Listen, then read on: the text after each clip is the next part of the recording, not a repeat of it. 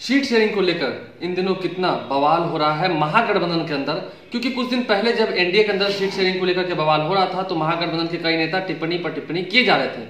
इसको लेकर के आज हम आ चुके हैं भाजपा कार्यालय। इस वक्त हमारे साथ मौजूद हैं प्रखर प्रवक्ता Nikhil Anand ji. Sir, seat sharing को लेकर ऐसा कहा जा रहा है कि जीतन राम मांझी नाखुश है महागठबंधन से, तो क्या लगता है आपको महागठबंधन के अंदर सीट शेयरिंग जल्द हो जाएगी? देखिए, ज्यादा जोगी मठ उजाड़, महागठबंधन की स्थिति यही है। अब जो कांग्रेस है, आरजेडी है, ये लोग खुद तो ज्यादा स्टेक होल्डर बनना चाहते हैं और दूसरों को लॉलीपॉप थमा देना चाहते हैं। तो ऐसे में स्वाभाविक है कि जो विक्षोभ उभर के आया है जीतन राम मांझी जी का, वो स्वाभाविक है। अभी तो देखिए कि सीट डिस्ट्रीब्यूशन होगा, चुनाव मैदान में जाएंगे, कितनी सरफरोवल होती है, ये आने वाले वक्त में सबको देखने को मिलेगा। नहीं, एक तरफ वो कहते हैं कि शरद यादव मेरे गार्जियन का समान है, दूसरी तरफ सूत्रों के मुताबिक एक खबर निकल के आ रही है कि मात्र 2 सीटें ही दे रहे हैं। अब शरद जी को 2 सीटें देंगे, शरद जी की राजनीति क्या है मुझे फिलहाल ये पता नहीं लग पा रहा है, थोड़े कंफ्यूज नजर आ रहे हैं। वैसे अब उपेंद्र कुशवाहा जी को कितना देंगे भी या नहीं, तो ये भी एक सवाल है। तो वाकई में इतने सारे दल, लोगों को, सारे विक्षुब्ध लोग, सारे फ्यूज्ड बल्ब एक जगह खड़े होकर, जमा होकर चाह रहे हैं कि वो बड़ा एकदम रोशनी कर दें, तो वो तो होना नहीं है। सारे फ्यूज्ड बल्ब कोलैप्स हो जाएंगे जब एक बार चुनावी प्रक्रिया चलेगी और नरेंद्र मोदी जी का चेहरा और उसके ओज और तेज के सामने सारी पार्टियां, महागठबंधन सब ध्वस्त हो जाएगा।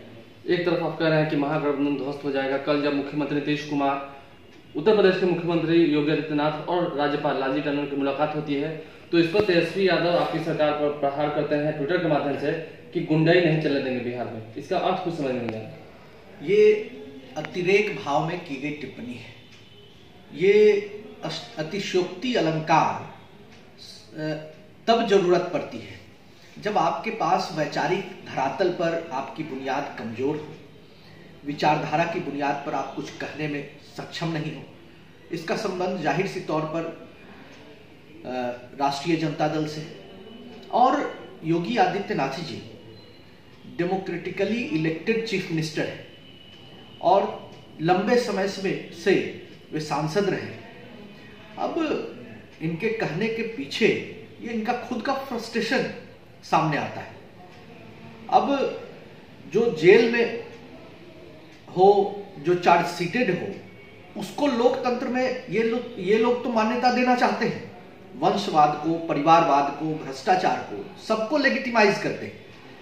लेकिन लोकतांत्रिक व्यवस्था का कोई प्रखर प्रवक्ता है, उसका पार्टिसिपेंट है और संवैधानिक ओहदे पर हो, उसको तनिक भी सम्मान देने से भी ये गुरेज करते हैं। ये सांस्कृतिक तौर पर भी इनके लगता है कि थोड़ी कमी रह गई है ज्ञान में, संस्कृति की समझ में, ऐसा प्रतीत होता है। नहीं, लगातार प्रेस वार्ता कर रही है राजद, साइकिल यात्रा कर रही है राजद, रैलियां कर रही है राजद, भाजपा इस पर कोई जवाब नहीं दे पा रही। वो उनकी पार्टी का काम है, उनकी पार्टी के रणनीति पर हम क्या बोल सकते हैं। अब हमारी पार्टी बहुत ही लो प्रोफाइल तरीके से, बिना मीडिया की सुर्खियों में रहे। हमारा संगठन 24 घंटे 7 दिन काम करता है और जिस तरीके से हम बूथ पर और शक्ति केंद्रों पर काम कर रहे हैं, आप देखेंगे कि भारतीय जनता पार्टी ने जो एक वैचारिक लाइन जमीनी धरातल पर खड़ी की है, उसका चुनाव परिणाम में फर्क देखने को मिलेगा। ये सिर्फ भीड़ जुटाकर हम राजनीति नहीं करते हैं, और दूसरों की पार्टी और दूसरे नेताओं की क्या रणनीति है उस पर हम बहुत ध्यान देने के इच्छुक भी नहीं। चलिए, दूसरों में इंटरेस्ट नहीं रख रही है भाजपा, सिर्फ अपने विकास के कार्यों पर ध्यान दे रही है, ऐसा कहना है भाजपा प्रवक्ता निखिल आनंद जी का।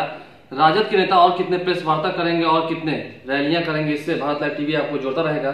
जुड़े हैं हमारे साथ, धन्यवाद। हमारे फेसबुक पेज को लाइक करें, ट्विटर पर फॉलो करें न्यूज़ बिहार लाइव, और साथ ही साथ हमारे यूट्यूब चैनल को सब्सक्राइब करें। सब्सक्राइब करने के बाद बेल आइकन दबाना ना भूलें। धन्यवाद।